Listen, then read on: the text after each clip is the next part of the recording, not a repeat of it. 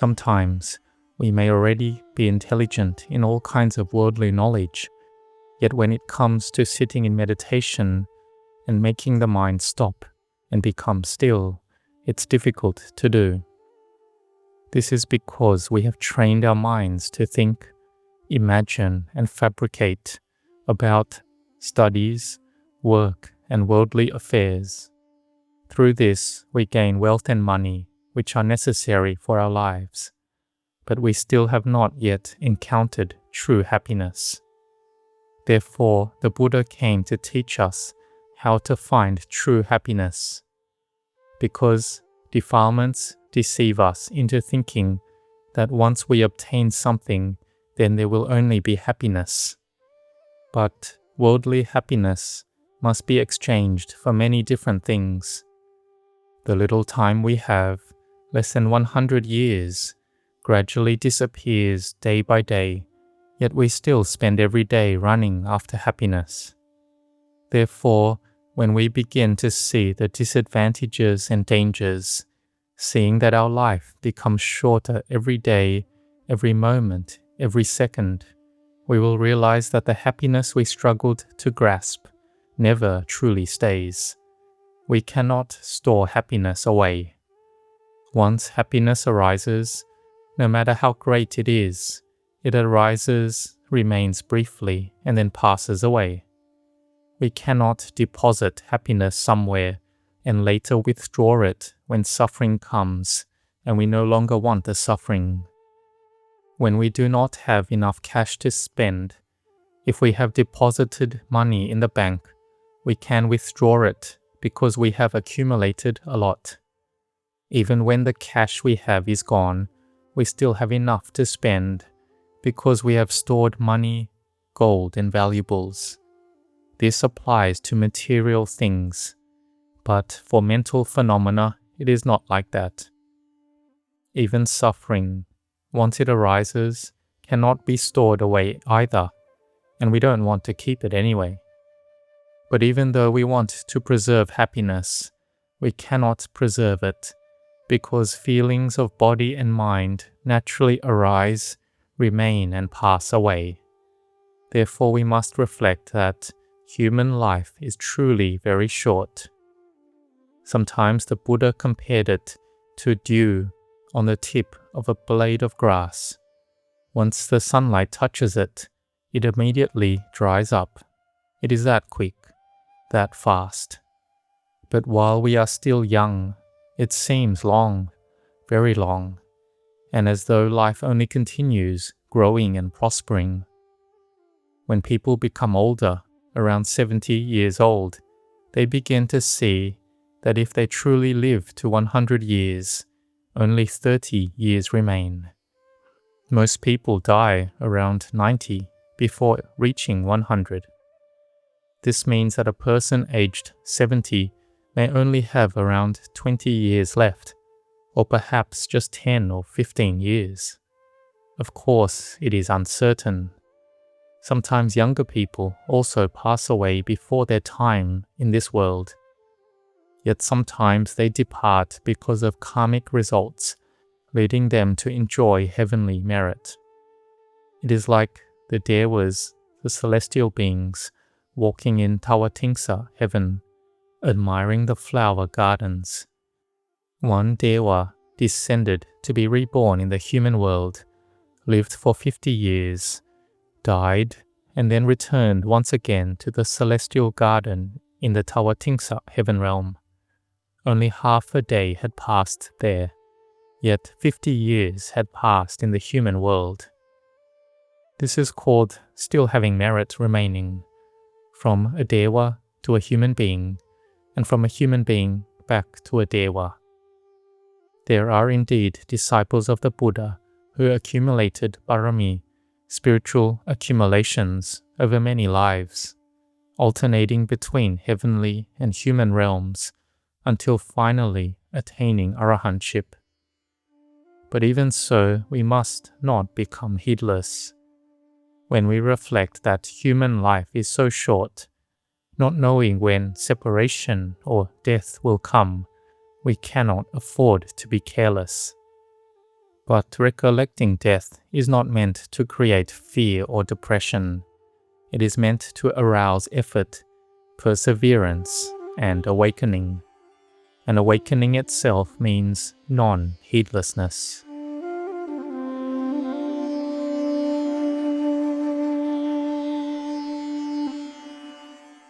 Therefore, we must keep trying to practice meditation, especially when our minds are restless. We should stop thinking, stop imagining, stop mental proliferation, and bring the mind into stillness and peace.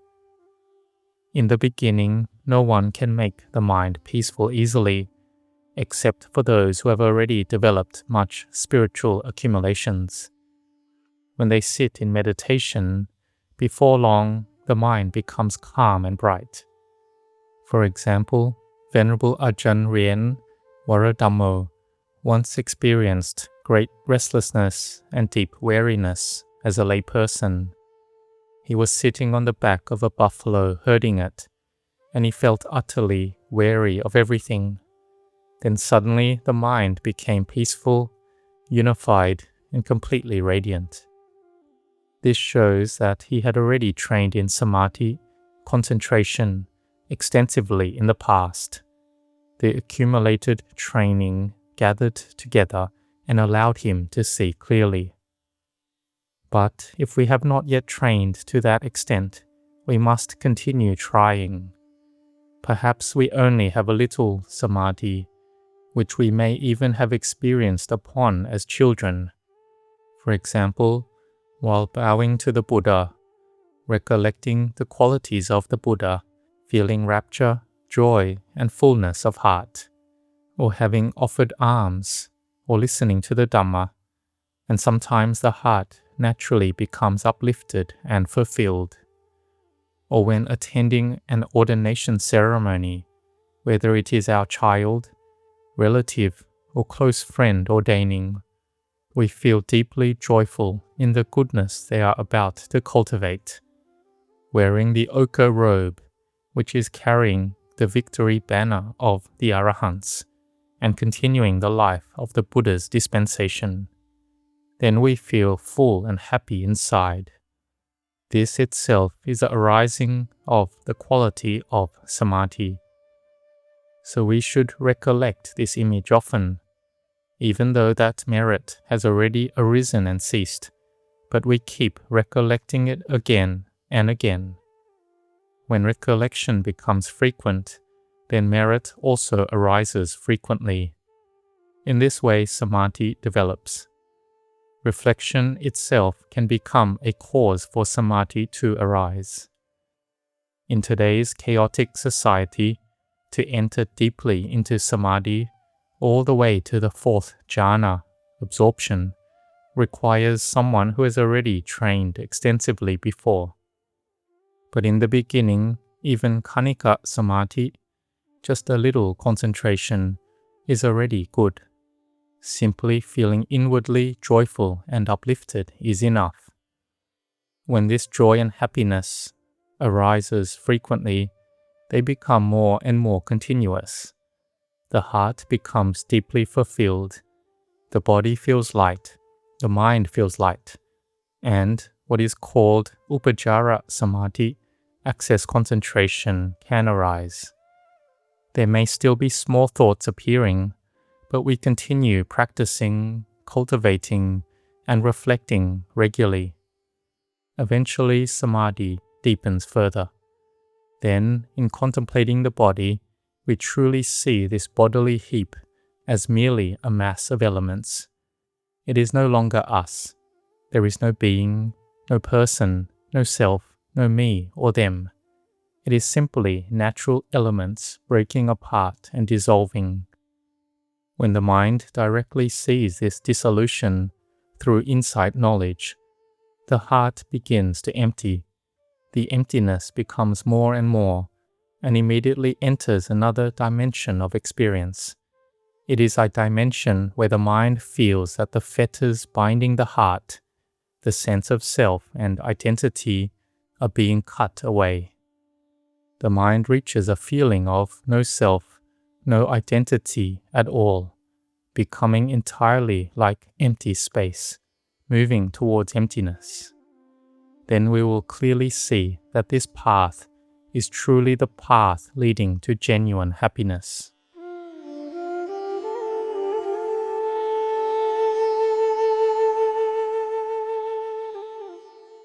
So we train mainly in this kind of contemplation as the way for samadhi to become firmly established.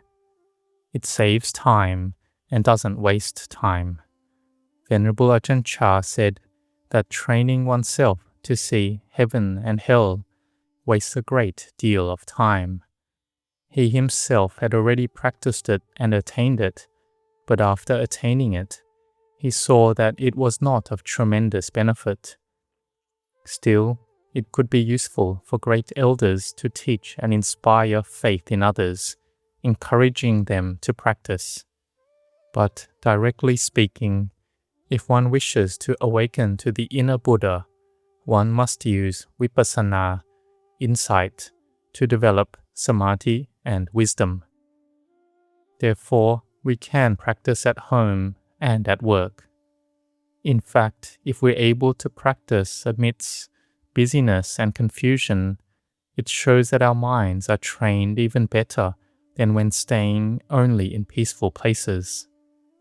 Being able to practice in peaceful surroundings is one level, but if we can remain inwardly steady amid chaos and still bring forth samadhi, even occasionally, then this already shows genuine ability, sincerity, and determination in our training.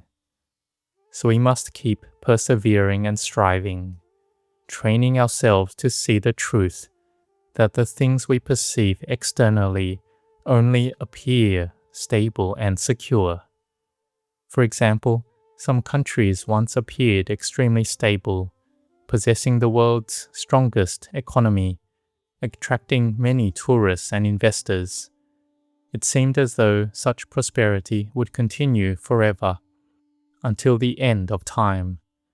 But in reality, external things can all disappear through disasters, storms, floods, wars, and many other calamities. Cities that were once prosperous and flourishing can vanish, decline, and lose their prosperity in a surprisingly short time. Do you see? External things are not enduring, permanent, or truly secure. They are not genuine happiness. Therefore, true happiness from within is something we must train ourselves to cultivate. We may possess wealth, money, and many material assets, but we cannot buy wisdom. It cannot simply be purchased. Even physical health cannot truly be bought with money. We cannot pay to guarantee a perfectly strong and healthy body. Therefore, if we truly want these things, we must cultivate them ourselves.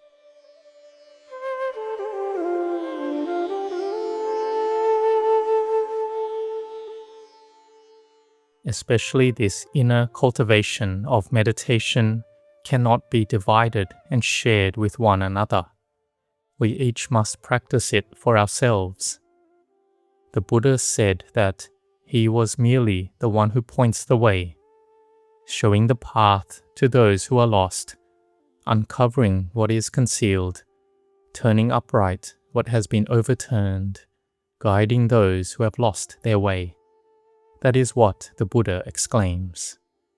But we ourselves must learn. We must possess spiritual accumulations. But even if we already have spiritual accumulations, if there is no one who points out the way, we still would not know where to go.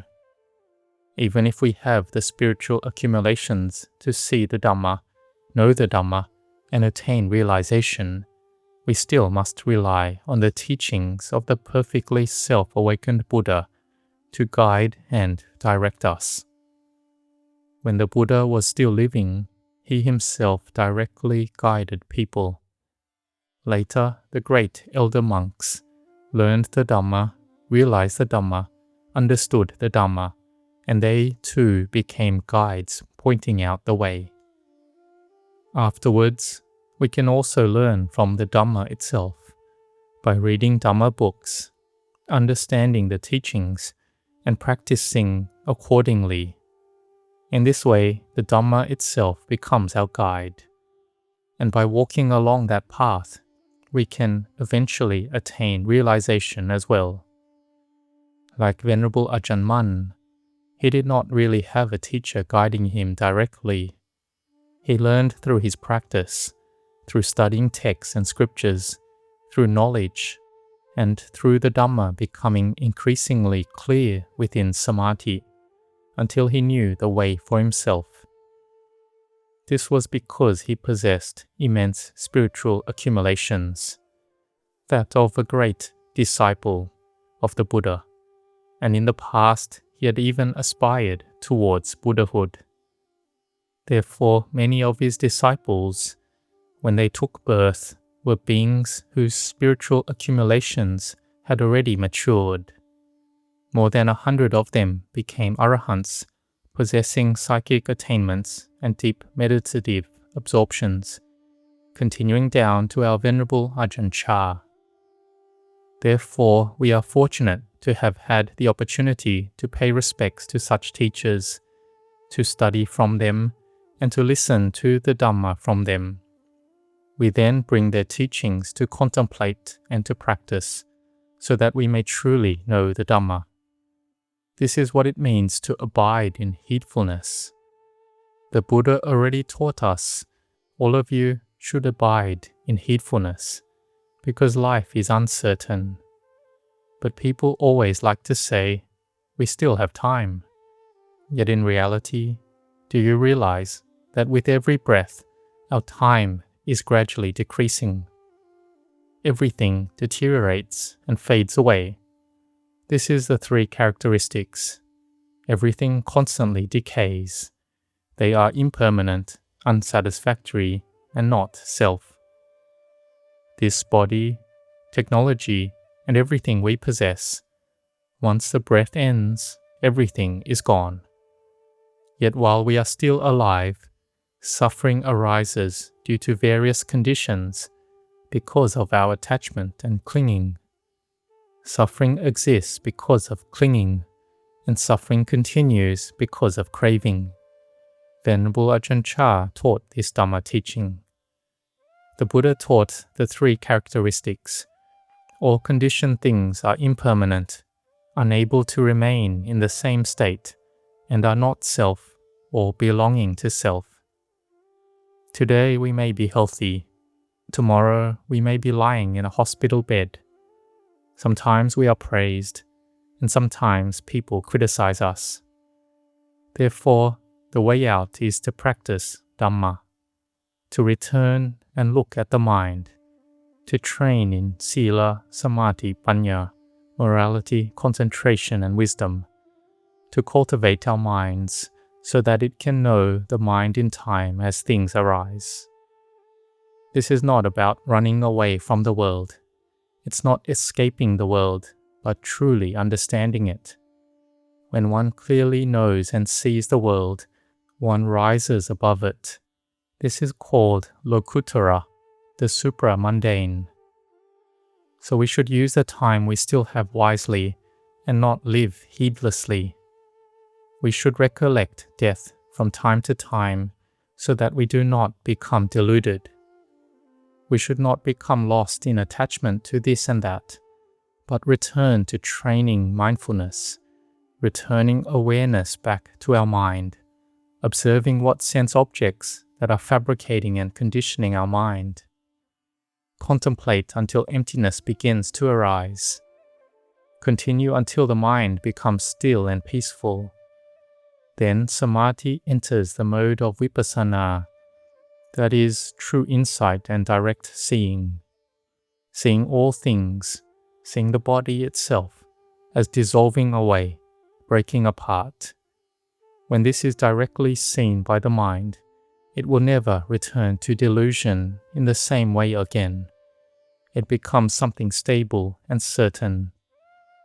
We ourselves have already reached this age and this stage of life, so we should strive to train and cultivate ourselves. May all of you prosper, both in worldly life and in the Dhamma. May you grow in blessings.